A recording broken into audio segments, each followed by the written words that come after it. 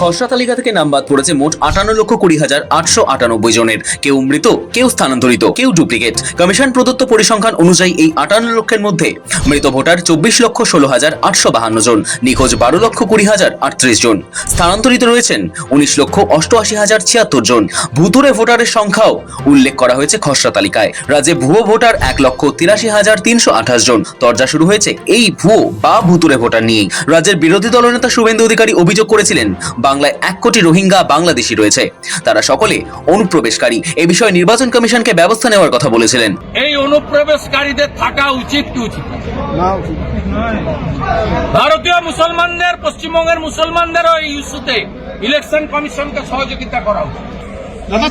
আপনারা অনেকেই কান দিয়ে দেখেন, আর সেকুলারিজমের নামে আপনারা পশ্চিমবঙ্গের সর্বনাশ করে দিয়েছেন। অলরেডি 1-1.5 কোটি লোককে ঢুকিয়ে দিয়েছেন, যারা আমাদের জমি নিচ্ছে, রেশন নিচ্ছে, ভোট নিচ্ছে, সব নিয়ে নিচ্ছে আমাদের।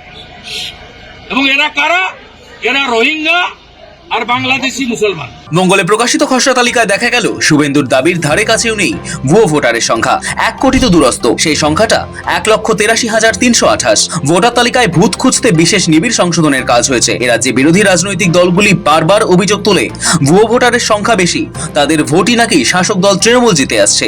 সেই মতো বিরোধী দলনেতা সম্প্রতি দাবি করেছিলেন, বাংলায় অবৈধ বাংলাদেশি, রোহিঙ্গা মিলিয়ে নাকি প্রায় 1 কোটি মানুষ রয়েছেন। কিন্তু ভোটার তালিকার বিশেষ নিবিড় সংশোধনের পর দেখা গেল তার দাবির বিন্দু বিসর্গও মেলেনি। খসড়া তালিকায় ভুয়ো ভোটারের সংখ্যাটা 1,83,328। এই তথ্য প্রকাশ্যে আসতেই ময়দানে নেমেছে বাংলার শাসক দল তৃণমূল কংগ্রেস। 1 কোটি রোহিঙ্গা, তো এরা কোথায়? অবৈধ বাংলাদেশি 1 কোটি বাদ যাবে, 1 কোটি রোহিঙ্গা আমরা দেশ থেকে বার করব, সে কই? তো ক্ষমা চাইবে না কেন বিজেপি নেতারা যারা সমানে বলে গেলেন, এবার হিসাব দেবেন না কেন যে 1 কোটি অবৈধ বাংলাদেশি আর 1 কোটি রোহিঙ্গা কোথায় গেল?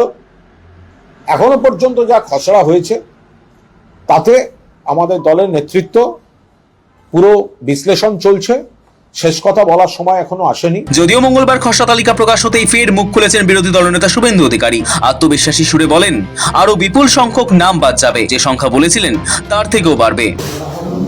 যে ভারতীয় জনতা পার্টির সঙ্গে ওদের কোনো ডিফারেন্স এই মুহূর্তে নেই।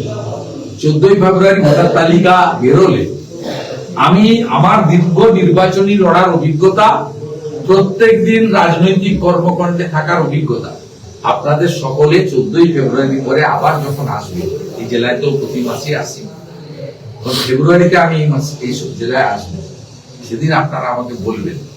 আমি এক্ষুনি কথা দিয়ে এসেছি, আমার জামুরিয়া দিয়ে তুলে। ফলে তারা জানেন যে তাদের দেয়া নির্দেশগুলো লোককে কিভাবে হ্যারাস করতে হবে।